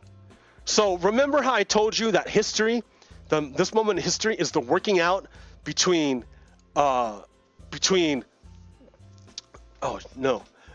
fascism and socialism. Right? The two cannot coexist. Right? They're like water and oil. They can't coexist. They do not mix. Fascism and socialism cannot mix together because they have opposite ideas. Right? Fascism wants to have a pyramid where some people are above the law and other people are below the law. Whereas socialism wants everyone to be at the same level with the law. Everyone's equal before the law. So there's two different ideas. And then fascism wants to take all the wealth from the bottom and concentrate it at the top. All the wealth and power is concentrated at the top. But for socialism, all the wealth and power is distributed throughout the people. So you don't concentrate it, you dilute it into the people. You dilute the wealth and power into the people. Over here, under fascism, you concentrate wealth and power into the elite. So these two ideas are totally opposite. They're totally opposite. How do you reconcile these two? How do you reconcile the two? Well, the midpoint between the two, if you want to call it that, is called neoliberalism. Liberalism says that, okay, we will accept some bit of concentration of wealth. We will accept your pyramid. We will accept the concentration of wealth and the immiseration of people, but only to an extent. You can only hurt people so much. You can only concentrate wealth so much. And then, you can't go all the way. And that wealth, that misery that you create, you have to help address. You have to lessen it. That is the compromise of liberalism, liberal democracy. It's the compromise between fascism and socialism, between power and wealth concentrated at the top and power and wealth diluted into the people. The midpoint between that is liberalism, where you have some concentration of wealth, some immiseration, but you also have some equaling out of those miseries through social programs and wealth redistribution. Right? The problem with that tug of war is that it has been yanked all the way over, right? We've already fought this battle. We've already done this. It was called the New Deal. We've already done this battle. And it worked really, really well for a long time. But then in the 1970s, capital decided it didn't want to play the game anymore. So we had liberal democracy where the some of the wealth that would go to the top was pushed back down to the bottom. And everyone did well. But in the 1970s, they decoupled it. They killed the New Deal. They said, no more New Deal. We're done. No more New Deal. So now wealth started really, really, really concentrating at the top. A lot. And all the workers started losing their protections. They no longer had pensions. They no longer had government sponsored education. You had to pay for it yourself. So you had huge debt. Housing prices got crazy. Healthcare got crazy. Everything got crazy because they uncoupled it. They uncoupled the New Deal. So now we don't have a New Deal anymore. We're back to the old deal. And it's awful. We need to go back to the New Deal. Because we're heading back to this direction. And we need to head more over to this direction.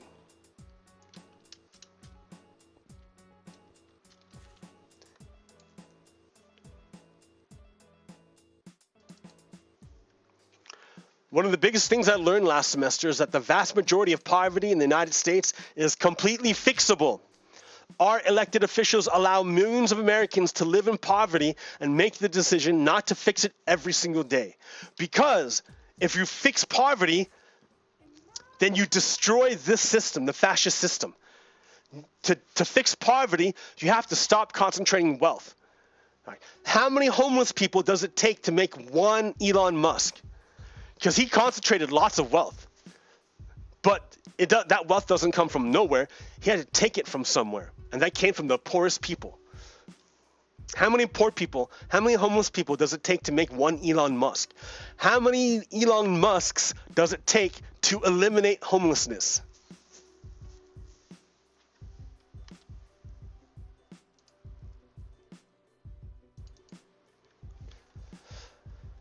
This former Trump National Security Advisor, Michael Flynn, taking an oath to QAnon prior to the insurrection. He was in D.C. inciting seditionists the night before the attack on the Capitol. His brother was in the room when the Pentagon refused to send the guard. Never forget. Michael Flynn tried to overthrow the country again. He's a traitor. Michael Flynn's a traitor. He's a traitor. He should be hung. He should be tried for treason, and if he's guilty, he should be given the sentence of death.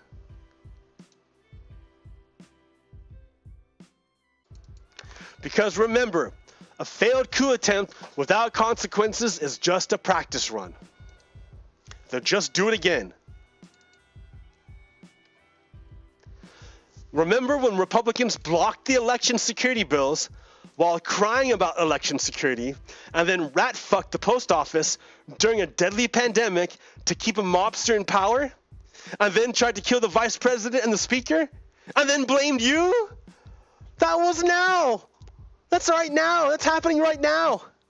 That's happening right now.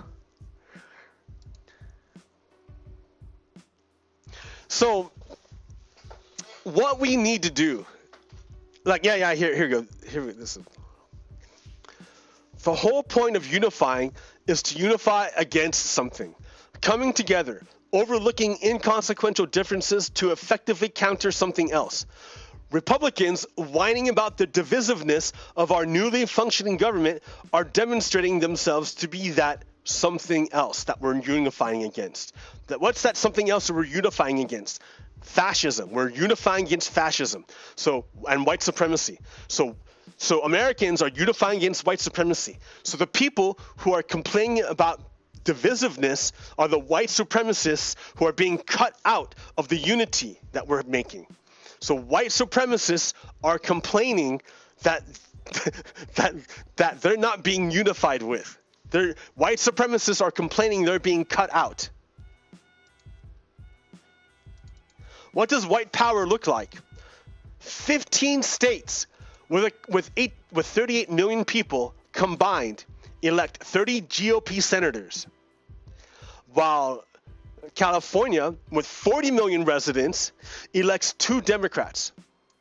So 40 million people have less of a voice than 38 million people, right? 40 million brown people have less of a voice than 38 million white people. 38 million white people get 30 votes, right? 2 senators, 30 votes. 38 million white people get 30 votes. 40 million brown people get 2 votes. The Senate is white power. The Senate is broken. The Senate is a vestige of slavery, is undemocratic. So of course, white supremacists love the Senate because it's anti-democratic. Americans are unifying against white supremacy, and white supremacists are angry. But why don't Americans burn shit like the French do? Because the ones who would save the most money from universal health care are the billionaires who pay for insurance for thousands of employees.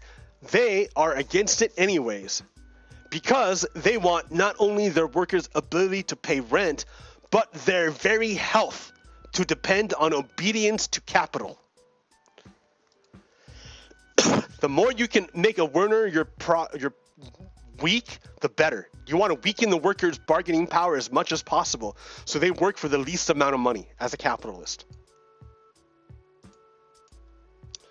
So yeah, when we talk about unity, we're talking about unity against something. We're unity against fascists. So this is a picture of the destruction of the depot, public buildings, and manufactories at Atlanta, Georgia, November 15th, 1864. This is when General Sherman marched his Union Army across the Confederacy and burned everything. This is the burning of Georgia. Because Sherman understood the way you destroy an insurrection, you have to break their spirit. So Sherman, this is a photograph of Sherman wrecking the railroads of the South, of the Confederacy. He melted them and bent them into what he called them Jeff Davis neckties. They were useless. They were useless. He wrecked them. And here's another picture of Sherman burning Atlanta. This is what the United States has to do to the Confederacy. The United States must burn down the Confederacy. It must. Why? Because we are unifying against the Nazis, right? the Nazis will always say the same thing. So much for the tolerant left. Look at the divisiveness as they get beat up, right? The roses are red. Colonialism is theft. So much for the tolerant left. As they stab him and kill him, right? Nazis get killed in history. Right. So much for the tolerant left. Nazis will always say that.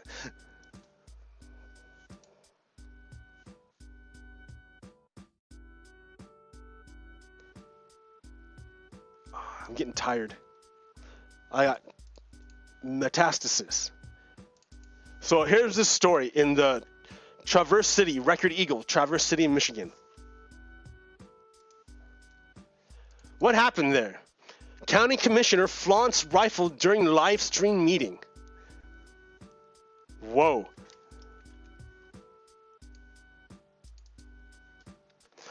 A Republican county commissioner in Traverse County, northern Michigan, picked up a rifle and held it in front of his webcam in response to a woman asking the county to denounce the Proud Boys.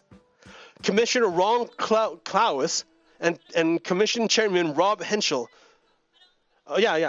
So a woman asked the city council to denounce a hate group, an FBI terrorist group.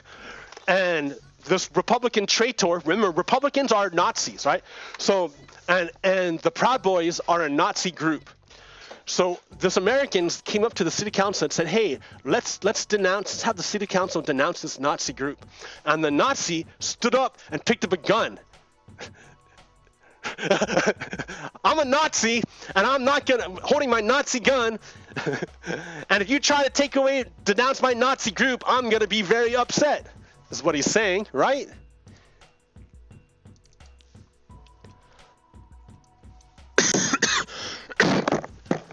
Ron Klaus was in his home during the Wednesday meeting and said he was responding to a Traverse City woman, Kelly McIntosh, during her public comment regarding a Second Amendment resolution passed by the board in March. McIntosh questioned what she called the board's support of the Proud Boys and asked the commission chairman Rob Henschel to make a statement denouncing the group. That's when Klaus stepped away from his webcam and returned with a rifle. Klaus said he hauled out his rifle in response to the board being asked to denounce the group.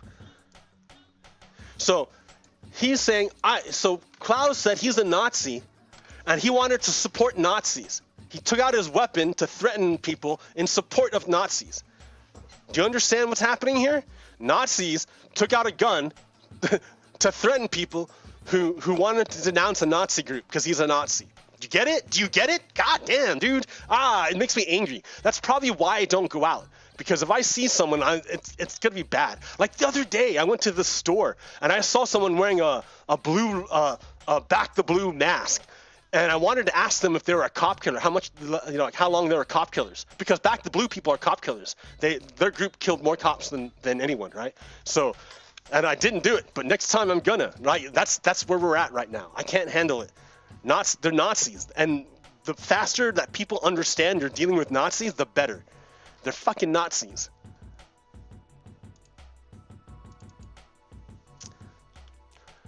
Klaus said he won't denounce any group. See, here's the thing. Nazis are fine people. Watch. The only thing I know about Nazis, the Nazi Proud Boys, is when they came and spoke to us, Klaus said. The Nazis were probably the most respected folks that got up and talked at the March meeting. The Nazis were decent people, and the Nazis treated us with respect. Proud Boys have been labeled a hate group by the Southern Poverty Law Center and an extremist group by the FBI. They were in the national spotlight in September when former President Donald Trump asked them during a debate to stand back and stand by. Yeah, and then later on, he was waiting for them for January 6th to have the Proud Boys stage the coup at the Capitol. So Klaus is standing with the Nazis and against democracy in the United States, is what he's saying. Now the board, the chairman is also a Nazi. Nazi Henschel, who laughed in response to Klaus's actions, said he had no problem with hanging out with what Klaus did. I saw across his chest, and I thought it was ironic of him to do that, Henschel said. The person was talking about guns, and he had one across his chest. I didn't see him do anything illegal or dangerous with it. He wasn't threatening or brandishing. He was just holding it. So, what he's saying is that the intent, so this is how you know Henschel's a Nazi.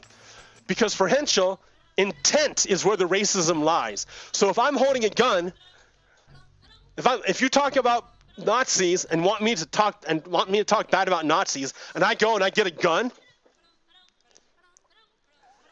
you know, you might feel threatened, but what this Nazi is saying is that what matters is my intent. If I didn't intend for you to feel threatened, then it's not threatening because I didn't intend on it, and I have all the power.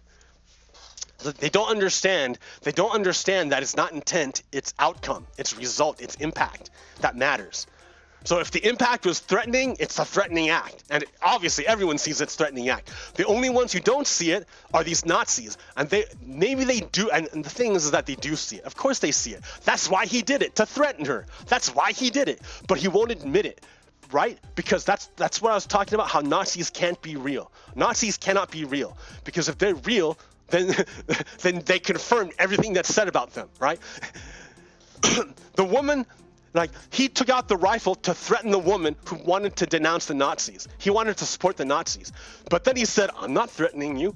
Why? He needs plausible deniability. Because if he came out and said, yeah, I'm trying to threaten you, which is the truth, well, then it's obvious he's a Nazi. And then it's obvious the thing we have to destroy. But he won't do it, right? Nazis are cowards. They're cowards. They can never come out. They're cowards. They're cowards. So Ron Klaus was seen holding up the rifle to the camera, which I think is supportive of the Proud Boys and the insurrection, but also a threat. Everyone knows that if you're walking down the street and someone flashes a gun at you, it's a threat. So you got Ken Buck, who's also a traitor. He's a traitor in Congress. He's one of the Confederate Nazis in Congress. He should be tried for treason. We should put Ken Buck on trial for treason.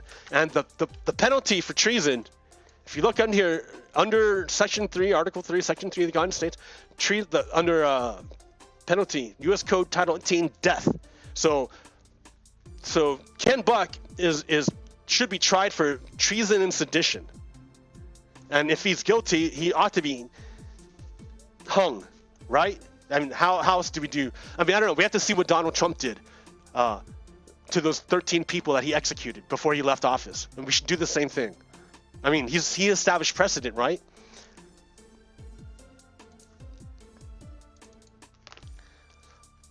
Colorado Congressman Ken Buck posted a video on Twitter Friday challenging former U.S. Representative Beto O'Rourke and former Vice President Joe Biden to come to his office and take his AR-15. It's obvious that the underlying message is a threat to the men that if they did try to take his gun, he would shoot them. So this is a lot of Nazis.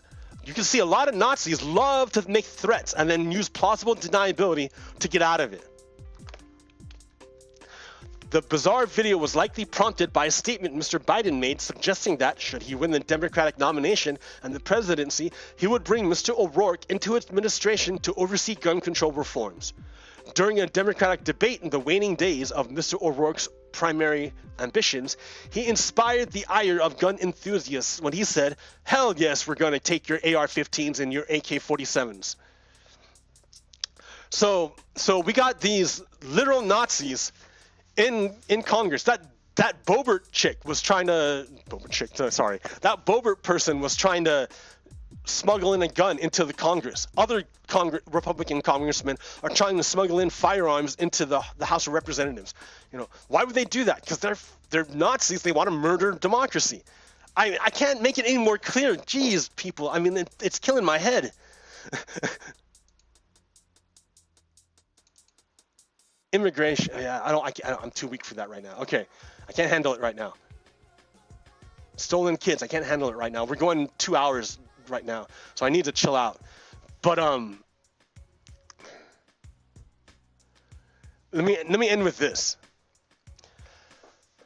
the most real example, right? I feel like I'm a very lonely person. I'm a very lonely person. I'm very lonely. 3 years ago, I saw what was gonna happen, and I did everything I could to stop. Well, everything I could. I called Congress people. I tried to talk to people. I tried to explain to people. I stood outside protesting. Every Saturday morning, I would go out in front of the Salem Saturday Market, and I would hold a sign saying like the truth about what was going on. And Republicans would always come by. Always, white men would come by and tell me I was wrong, tell me I was stupid, say all these wrong things to me, tell me these lies, tell me I don't know what I'm talking about, over and over and over and over and over again, over and over and over again. They always come to me and say 2 + 2 = 5, 2 + 2 = 5, and they would attack me if I didn't agree with them that 2 + 2 = 5. For 4 years I did this. Right? It's a psychological technique, and I want to say that I'm a tough guy, right? But not only that, right? They would call the police on me every time. I had the police called on me a dozen times. The police would come and that's a scary thing to be threatened with arrest with the police coming like that. Like, I don't have any friends here to bail me out. I don't know anyone. I don't have anything. I have cats that depend on me that would starve if I'm in jail and I couldn't get out.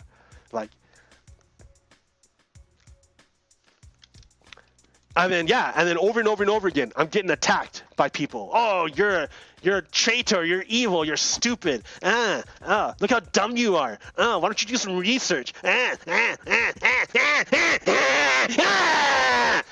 Over and over and over again. For years it was like this to me.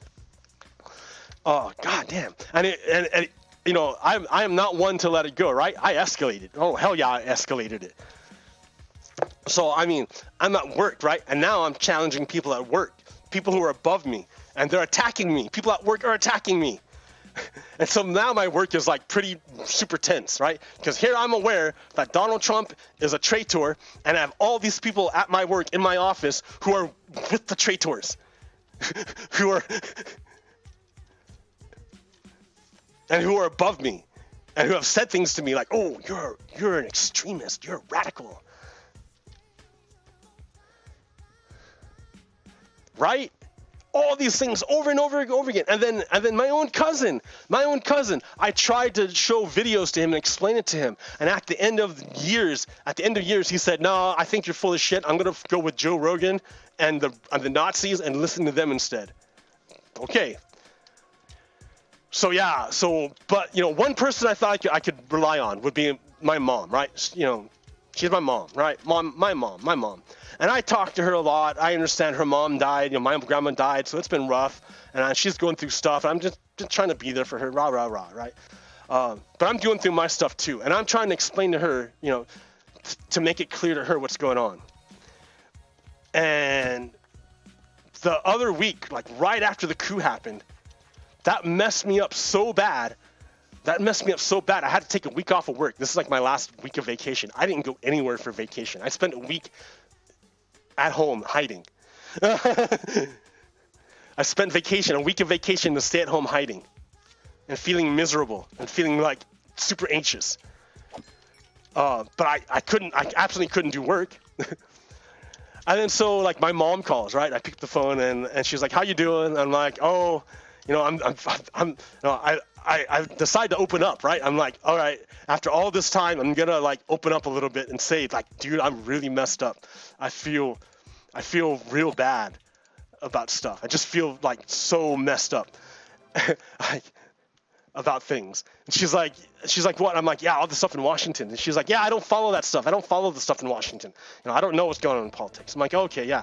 But what happened, Mom, was that the other day, a bunch of Trump supporters stormed the Capitol and they tried to murder Congress. And my mom, she said,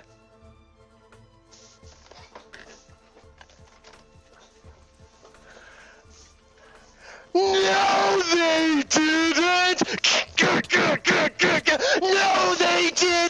No, they didn't. You're wrong. You don't know what you're talking about. Stab, stab, stab, stab. And I'm like, Mom, I'm gonna open myself up to you. I hurt. And my mom's like, oh, look, stop. Mom, what are you doing? Mom, stop it, Mom, stop stabbing me. No, go away from me, go away, go away, go away, go away. And I went away. I opened up my mom about stuff that was hurting me real bad, and she stabbed me in the face. She turned into a Nazi. She turned into a Nazi and she stabbed me in the face. She was gaslighting. She was telling me that my experiences, because I watched the whole thing happen. You know, I watched it. I was watching the live stream and everything. I watched it. And she was telling me that everything I experienced, all my stuff was wrong. She did a gaslighting thing. She did gaslighting on me. And I flipped the fuck out. I flipped out because I can't handle it. I just told her I was so weak. I was so like in pain. I just told her that. And then she stabbed me in the face. She stabbed me in the face. After 4 years of doing this, she's a Nazi. Like there's just like I can't do anything, right? That's two people I tried to save by showing them the truth, and they attack me. They turn into agents of the Matrix and attack me.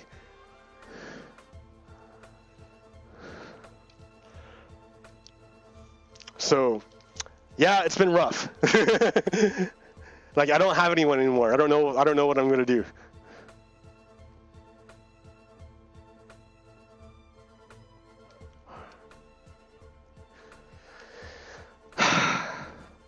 Yeah, maybe I should go get therapy. I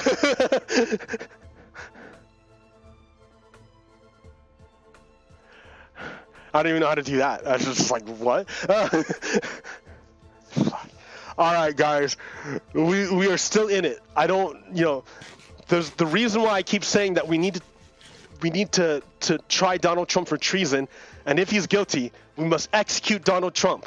The reason is because he's going to keep trying it. And I think he's the linchpin. He's the mothership. If you can get rid of him, the rest of the forces will fall apart. Now here, what do I, here. I just downloaded this too. Where'd it go? Is it in download? No, it's in videos.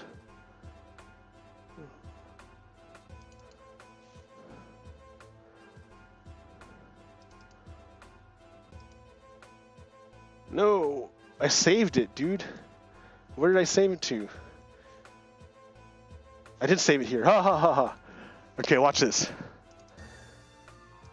How long did you fight these guys? About 2 or 3 hours. Hours? The Chitauri, the suckiest army in the galaxy. Why didn't you just blow up the mothership? We didn't know that was it. Blow up the mothership. All you gotta do is blow up the mothership. That's all you have to do. All you have to do is blow up the mothership. Donald Trump is the mothership. Blow up Donald Trump, the mothership. and you don't have to fight Nazis for hours and hours and hours. Just blow up the mothership. The mothership is Donald Trump. Put Donald Trump on trial for treason, and if he's guilty, execute him. And when you execute him, you will free a bunch of Americans who have been brainwashed. I'm hoping. Maybe that will help them. I don't know if that will free them. They might be too far gone. But it will certainly, it can't hurt them if you apply the death penalty to Donald Trump. It can't hurt them. So here, let's pull out that edge again. Newsweek. All right. These are the inmates executed by Donald Trump before he got, that was as of I think he got a few more before he left office. So a gun dealer, who's that? A guy, a rapist, a meth guy, a meth kingpin, a murderer, a murderer, murder,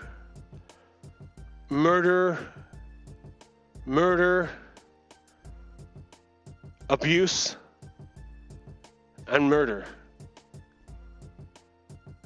A woman here for, so he's killed all these people, right? But the one thing that all those people have in common is that they're nowhere near the wealth of Donald Trump, the wealth and power. It looks to me, when I look at all the people who have suffered who have had the death penalty applied to them by the United States, all those people, none of them are rich and powerful. I've noticed. None of them are rich and powerful. It seems like the death penalty is only used for the poor and weak people, never for the rich and powerful, which, you know, is kind of wrong, right? Because when I think of revolution, like I look at the French. What did the French do? The French got their nobles and put them in guillotines and chopped off their heads. What did they do with their king? The French took their king and chopped off his head. The death penalty was applied not to the poor commoner, not to the weak people, not to the poor commoners. The death penalty was applied to the aristocracy, to the elite, to the rich and powerful. So we're doing it all wrong here in the United States. We're doing it all wrong, right? We need to apply, you know, what's good for the goose is good for the gander. So if the death penalty is good for all those people that Donald Trump, sentenced to death, then the death penalty is good for Donald Trump for his role in treason and sedition. That's just the way it works, right? So if you want to make America great again, make it great again by applying the death penalty to the rich and powerful. That will show that the law is equal to everyone, that everyone is equal before the law. If you apply the death penalty to Donald Trump for his role in the Capitol insurrection, you will demonstrate that in American justice, everyone is equal before the law. If you fail to do that, if you fail to hold Donald accountable, all you're doing is biding his time until he returns for the next coup. And you're going to condemn lots of Americans to mental anguish and suffering and death, actual death. So, all right, I've been going forever. Until next time, America. Peace!